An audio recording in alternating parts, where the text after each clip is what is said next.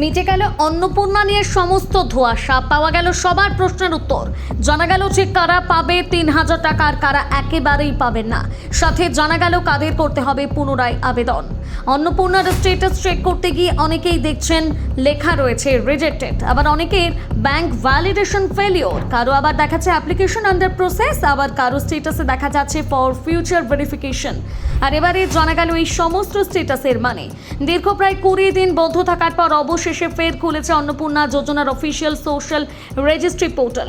31শে জুলাইয়ের পর পোর্টাল বন্ধ থাকায় আবেদনকারী নিজেদের স্ট্যাটাস দেখাতে পারছিলেন না, কারণ এই সময়ের মধ্যে আবেদনকারীদের তথ্য যাচাইয়ের কাজ চলছিল। এদিকে 17ই অগস্ট থেকে যোগ্য মহিলাদের অ্যাকাউন্টে 3,000 টাকা পাঠানো শুরু হয়েছে। আর পোর্টাল খোলার পর এবার পরিষ্কারভাবে দেখা যাচ্ছে প্রত্যেকের আবেদনের বর্তমান অবস্থা। প্রথমে আসা যাক তাদের কথায়, যাদের স্ট্যাটাসে লেখা রয়েছে অ্যাপ্রুভড।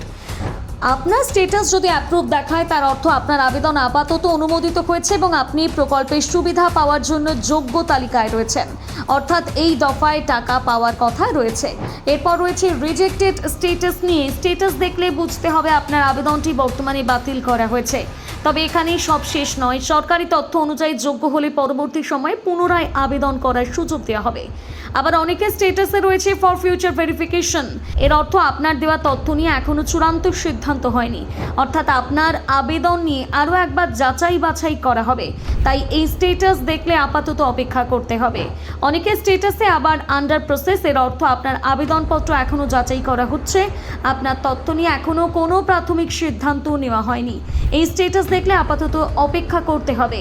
এবারে বলবো তাদের নিয়ে যাদের স্ট্যাটাস দেখাচ্ছে ব্যাংক ভ্যালিডেশন ফেইলিওর। এই স্ট্যাটাস দেখানো মানে আপনি হয়তো যোগ্য কিন্তু ব্যাংকে টাকা পাঠানো যাচ্ছে না। যেমন হতে পারে ব্যাংকের সার্ভারের সমস্যা, ব্যাংকের সাথে ডিবিটি লিঙ্কের সমস্যা। এই ধরনের সমস্যার কারণে এটা হতে পারে। এবার প্রশ্ন, এত আবেদন বাতিল হলো কেন? সরকারি তথ্য অনুযায়ী প্রায় 17 লক্ষ আবেদন বাতিল হয়েছে। এর মধ্যে প্রায় 10 লক্ষ আবেদনে আধার এবং ব্যাংক সংক্রান্ত তথ্যের ত্রুটি থাকার কথা জানানো হয়েছে। এছাড়াও শহরাঞ্চলে নির্দিষ্ট সীমার বেশি পাকা ঘর থাকা, আয়কর দেওয়া কিংবা সরকারি চাকরির সঙ্গে যুক্ত থাকার মতন কারণে কিছু আবেদন বাতিল হয়েছে।